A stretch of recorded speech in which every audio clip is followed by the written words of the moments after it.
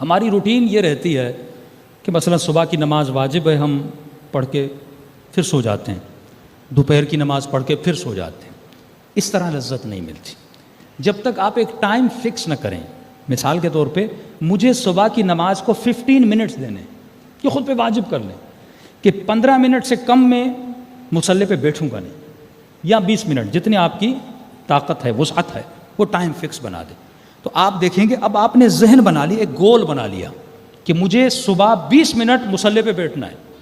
اب جی 20 منٹ جب آپ گزاریں گے تو تقریباً 4-5 دنوں کے بعد آپ کو اس 20 منٹ میں کیا ملے گا؟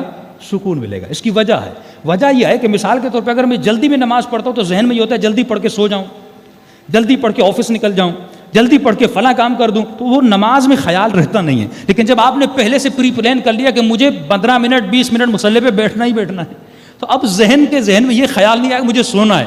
اس کا ذہن بن چکا ہے کہ مجھے صبح کی نماز 15 منٹ پڑھنی ہے، اس کے بعد زیارت عاشورہ پڑھنی ہے، دعائے القمہ پڑھنی ہے، اللہ کے ساتھ راز و نیاز کرنا ہے، پھر خدا وہ مقام عطا کرتا ہے. ایران کے بہت بڑے عالم، شیراز کے رہنے والے، کہتے ہیں وہ اپنی محفلوں میں ایک بحث چل پڑی. بحث یہ تھی کہ کیا موت اختیاری، دو طرح کی موتیں ہیں. ایک موت انسان کو اچانک آ جاتی ہے، پتہ نہیں لگتا. لیکن ایک نظریہ ہمارے علماء کے یہاں ہے کہ اگر انسان بہت نیک ہو، وہ اپنے اختیار سے دنیا سے جاتا ہے. یہ عقیدہ ہمارا اہل بیت کے لیے ہے، اولیاء اللہ کے لیے. مثلا اسے پیغام دیا جاتا ہے بھائی کل صبح تمہارے جانے کی باری ہے، وہ اپنے اختیار سے سو جاتا ہے اور اپنے اختیار سے اپنی روح کو کیا کرتا ہے؟ پرواز دیتا ہے. یہ شیراز کے بہت بڑے عالم، اس نے حوزے میں بحث کی کہ ایسا کوئی سبجیکٹ نہیں ہے، یہ تصور غلط ہے، ہمیں روایات میں نہیں ملتا، حدیث میں نہیں ملتا، قرآن میں نہیں ملتا، موت اختیاری کا کوئی تصور نہیں ہے. شاگردوں میں بحث کرتے تھے. ایک دن یہ اپنے آفس میں، اپنے مدرسے میں آ کر بیٹھ گئے. ایک بوڑھا بزرگ نورانی چہرے والا ان کے پاس ہے. انہوں نے کہا آیت اللہ صاحب آپ یہ بحثیں کرنا چھوڑ دیں کہ موت اختیاری کا وجود نہیں ہے. ہم کیسے چھوڑیں؟ ہم عالم ہیں، ہمارا کام یہ حدیثوں میں دیکھیں، روایات میں دیکھیں، لوگوں کے عقیدے روایت اور حدیثوں سے بنائیں. انہوں نے کہا کئی چیزیں ایسی ہیں جو پڑھنے سے نہیں ملتی، جو عمل کرنے سے ملتی ہیں. کئی ایسی چیزیں ہیں جو پڑھنے سے نہیں ملتی.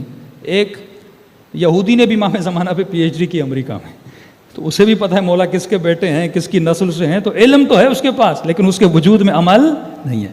تو کئی چیزیں ہیں سننے سے نہیں ملتی، پڑھنے سے نہیں ملتی، عمل کرنے سے ملتی. تو آپ کا کیا کہنے کا مطلب؟ کہ کئی چیزیں مشاہدے سے ملتی ہیں. کہ کیا کروں؟ کہ نماز شب کی پابندی کریں. آپ کو پتہ چل جائے گا کہ موت اختیار سے آتی ہے کہ نہیں آتی. یہ شیراز کے بہت بڑے عالم دین کہتے ہیں اس دن سے اس نے کبھی بھی اپنی نماز شب کو نہیں چھوڑا. کیونکہ نماز شب کے لیے آپ کو ٹائم نکالنا پڑتا ہے، آدھا گھنٹہ 25 منٹ آپ کو نکالنا پڑتا ہے. اور وہ ٹائم جب آپ نکالتے ہیں کیونکہ وہ واجب نہیں ہے، اس کا مطلب آپ ایکسٹرا آرڈنری خدا کی معرفت کے حصول کے لیے 2 قدم آگے بڑھا رہے ہیں. اور فرماتے جتنے بھی علماء اور عرفاء تھے اگر کسی مقام پر پہنچے تو نماز شب کی وجہ سے. جس نے نماز شب نہیں پڑھی اسے کوئی مقام نہیں ملا. اب اس کے شاگرد کیا بیان فرماتے ہیں؟ کہتے ہیں پوری زندگی یہ درس دیتے رہے کہ موت اختیاری کا وجود نہیں ہے. کہا ایک دن شب جمعہ تھی، میں آیا، میں نے کہا استاد صاحب کل جمعہ ہے، چھٹی ہے، تو میرے کچھ درس میں اشکالات ہیں، مجھے درس سمجھ میں نہیں آ رہا، تو میں چاہتا ہوں جمعے کے دن آ جاؤں، چھٹی کا دن ہے، آپ مجھے کچھ سمجھا دیں. انہوں نے کہا میرے لال کل کا دن تو مجھے دیکھو گے نہیں. میں پریشان ہو گیا، استاد کیا کہنا چاہتے ہیں؟ قریبی شاگرد کہتا ہے میں سمجھ گیا یہ استاد کا آخری دن ہے، کہ جتنے سوال کرنے ابھی مجھ سے کر لو، بس میں سوؤں گا، اس کے بعد میں یہاں پہ نہیں رہوں گا. کہ استاد سے سوال پوچھے، انہوں نے نماز پڑھی، بستر پر سوئے، اور دوبارہ جب شاگرد اٹھانے آئے ان کی روح پرواز کر کے جا چکی تھی. یہ سکون کا مقام ہے کہ انسان موت بھی اپنے اختیار سے لے کر اس دنیا سے چلا جائے. یہ سکون کا مقام ہے کہ انسان جب دنیا سے جا رہا ہے تو مطمئن ہو کر جائے. اور یہ مقام کب ملتا ہے؟ جب انسان اپنی زندگی میں